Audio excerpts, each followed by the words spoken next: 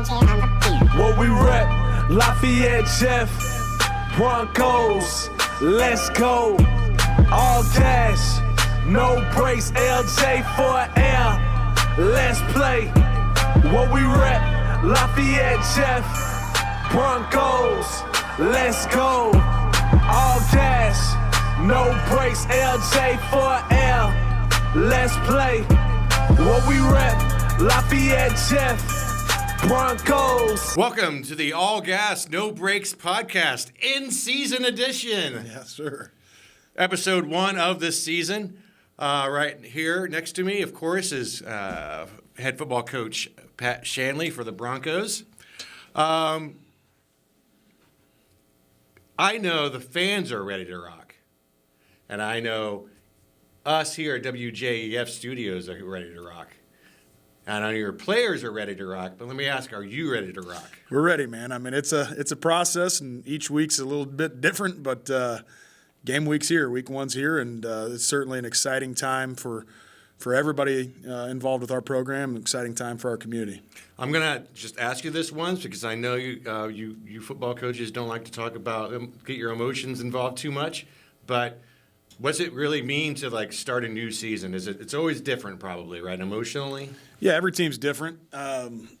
It's special. I mean, the game of football is special. It's not like other sports where you get 30 games or anything like that. I mean, you work all off season. You put in all this time and energy, coaches, players, everybody, we're guaranteed 10 games, right? So it's different. You know, I was a 3-sport athlete in high school, and each sport was a little bit different, but the build-up for the fall season, the build-up for Friday nights, it's just different, man. It's exciting. And I'm a firm believer that the football team helps set the tone for a great year, so hopefully we can do our part and leading up, starting this week and into the rest of the season. Yes. So we'll get into the this season in a minute, but you've had some time to reflect the past 8 months or so on last season. So what was that like? How do you reflect on last season? It was a special group. We had really 15 seniors, and it was a group that was counted out. It was a group that everybody said, this is when Lafayette Jeff falls off. Truthfully, I think for outsiders, the year before was a more talented team than last year's team, but that group of seniors really bonded together, really took ownership of the locker room, really had a great offseason, and it created an 11-win season, which tied for the most in school history. It created a championship season, which put a picture on the wall for a lifetime. So it was a special season. It was a special group of young men. And, the cool thing for us as coaches is they're all going on to do successful things. I can't think of one of them that didn't make their way back up here at some point this summer just to say what's up and see their buddies and see the coaches. But we're excited for that group of guys and what life has in store for them. And they certainly made their mark on the history of Jeff football. Yeah, certainly. I mean, you could always say you got as far as you did. In a lot of ways, you could say, hey, you can't get over that, trying to get over that regional hump or a semi-state hump or whatever. Fair. Yep. But you always just got to say, hey, it was special no matter what, right? Yeah, it was a good group, man. You can't. You got to be thankful for what you had with them, and certainly, there's going to be a group of Broncos that punch through and make history here, and we certainly wanted it to be that group. But the foundation that they laid for the underclassmen and the lessons that they helped teach everybody here are again, I think, powerful, and hopefully they last a long time. Okay, so as with any season, you lose a lot of seniors. Who are the seniors that you lost, and what is the key to replacing them? It's tough to single out any, but, just looking at postseason recognition, Keaton Crowder was an All-State kid. He was an Indiana All-Star. He was Big School Journal and Courier Player of the Year. Andre Fancher had an All-State season last year. We've got 3 offensive linemen off that team, and Tony Bryant, Dede Viverette, and then O'Neal Grissett that are going on to play collegiately. All of which had a strong impact. Our kicker, Joel Garrido, was a great kicker who really had a great career here. And then defensively was our captain, Ben Riva, who was a Region 4 All-Star. who had a great year. Keon Burns was a tremendous corner for us. It's going to be tough to replace. Isaiah Buchanan's going to play collegiately. He had a great year for us defensively. But again, all of them were great kids, and all of them had a different impact on our team. So they're all going to be tough to replace. Speaking of, it's always the quarterback question, right? It's probably the question you get the most. Sure. Who's going to be playing quarterback? Who's going to be playing quarterback? So Tristan Barrett, Jr. Yep. Has 2 seasons of varsity experience. Yeah. How is he going to? How do you see him stepping up? Do you think it's going to be a little easier for him to step up, or do you think he has a ways to go being a junior? Yeah, so he played a lot as a freshman. I think he started 4 or 5 games as a freshman. I want to say, if my memory serves me correctly, he threw for over 1,000 yards. I think he had 12 touchdown passes, completed in the low 60s percentage-wise in terms of his passes. But I hope that experience helps fast-track his development.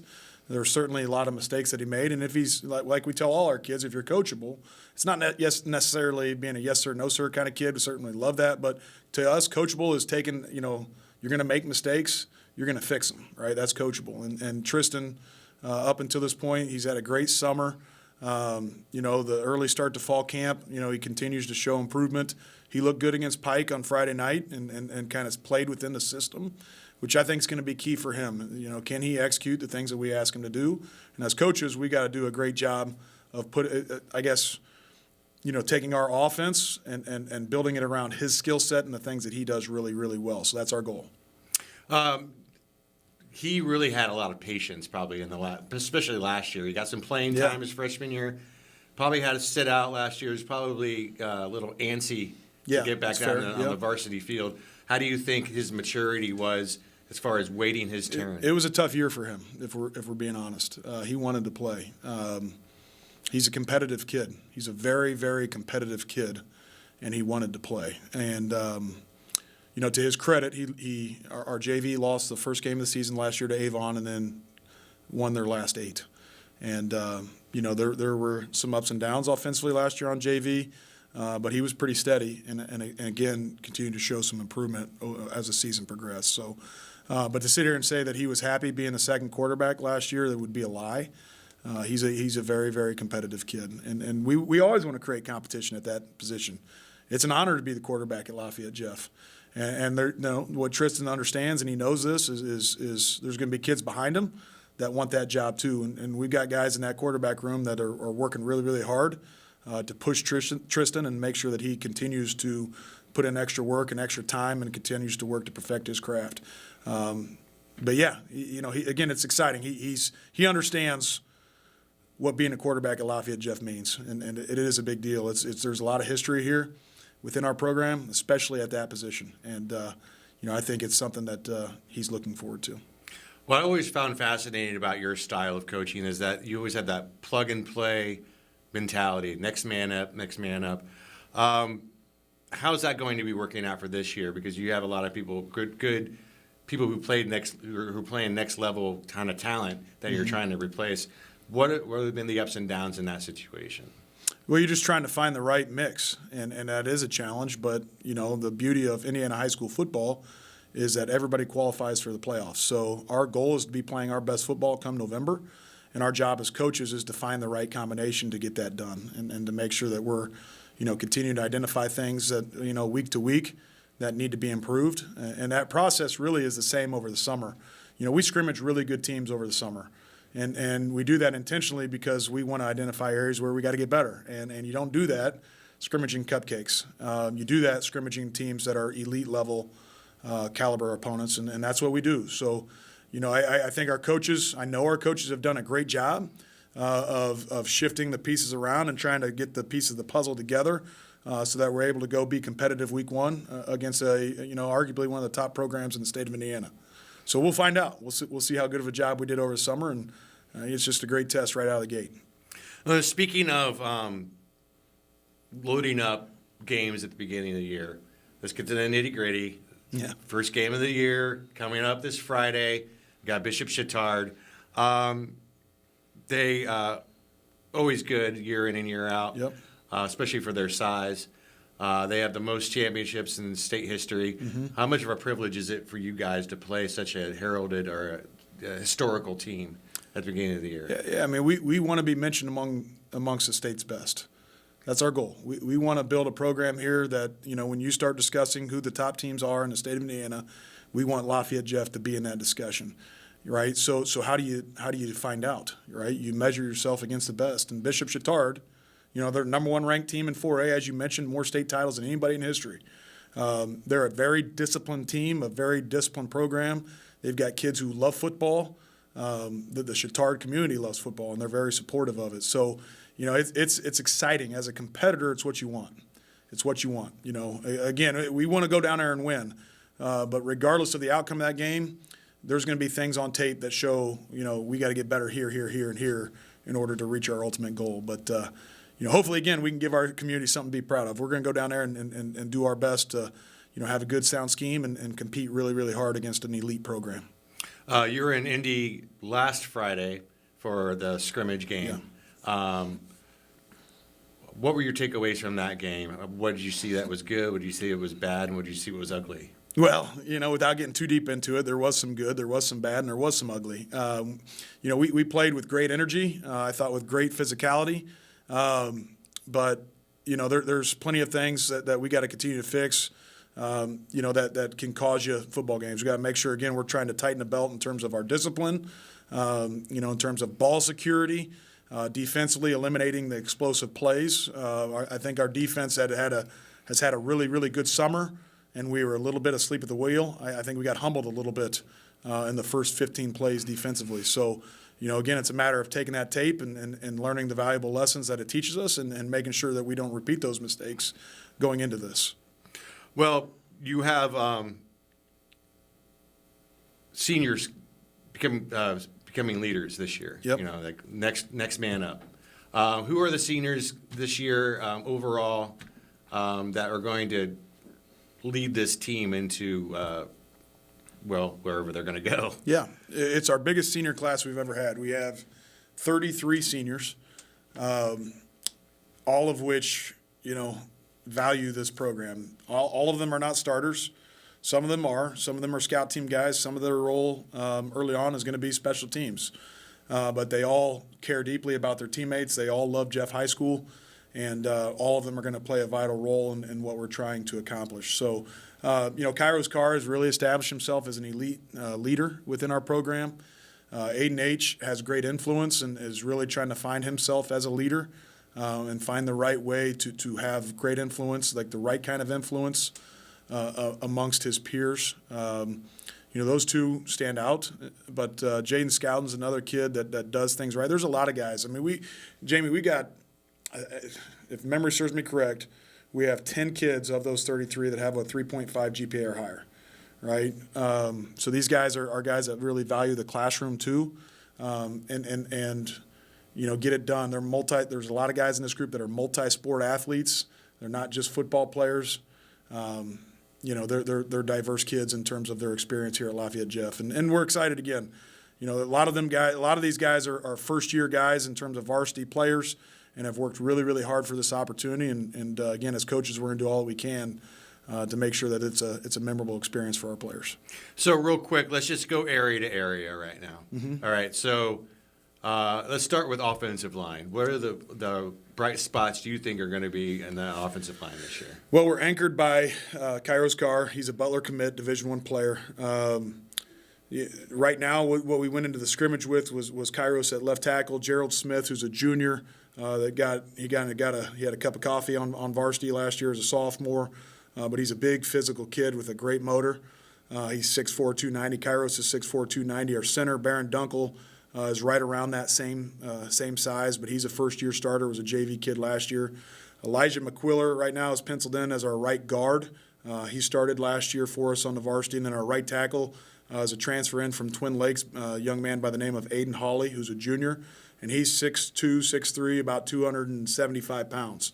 So it's by far the biggest O-line that we've ever had. Our H-back is Matt Adams, who's a senior, who's worked really hard for this moment too. School record squat holder. He's about 6 foot, 255 pounds.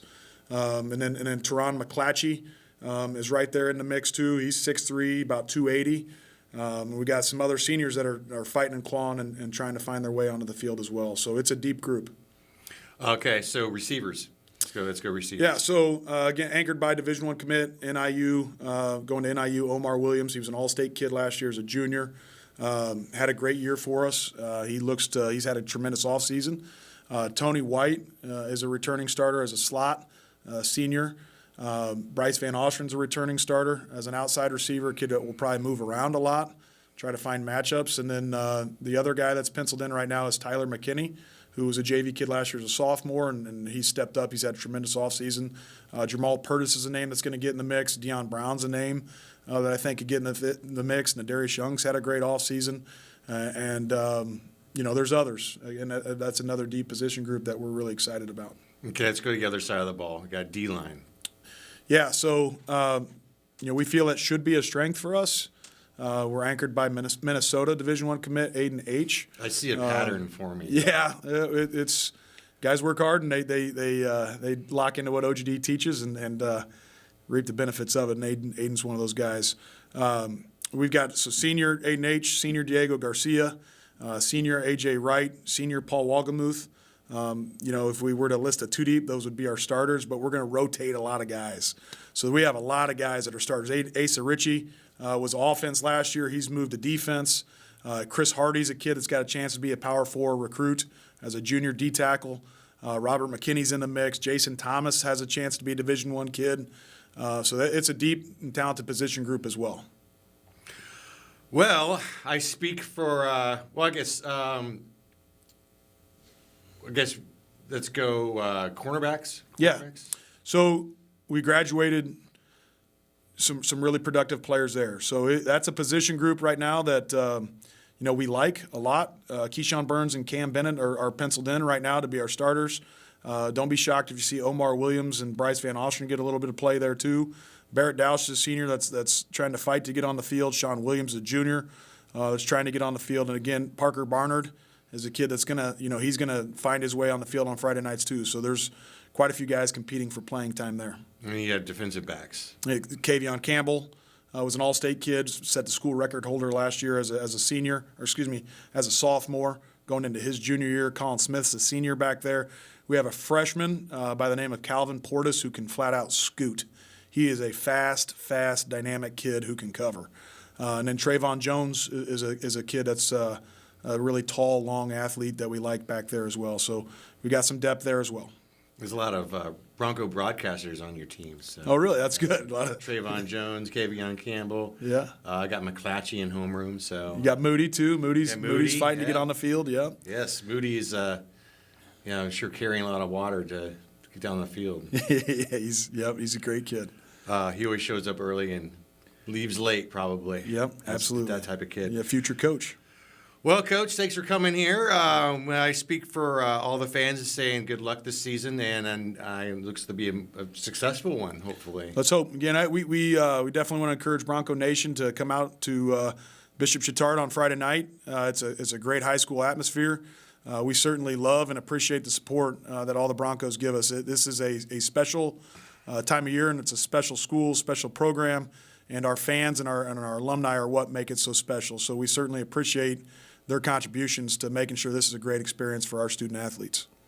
Well, once again, Friday night, the Broncos headed to Bishop Chatard. Kickoff is set at 7:30 down there. If you can't make the trip down there, you can always listen to Jeff 92, right? Yes, sir. Yep. You're home for Broncos sports. I think I got a plug in. I got to get that plug in. Get that plug. Yep. This has been the All Gas No Breaks podcast with head coach Pat Shanley. Don't forget to give us a like and subscribe to the Jeff RTV YouTube page. And more of these podcasts are coming this season. Probably try to do once a week, probably. Looking forward to it, Jimmy. Yep. So, without further ado, 1, 2, 3. Go Broncos. What we rep, Lafayette, Jeff, Broncos, let's go. All cash, no breaks, LJ for air. Let's play. What we rep, Lafayette, Jeff, Broncos, let's go. All cash, no breaks, LJ for L. Let's play. What we rep, Lafayette Jeff, Broncos.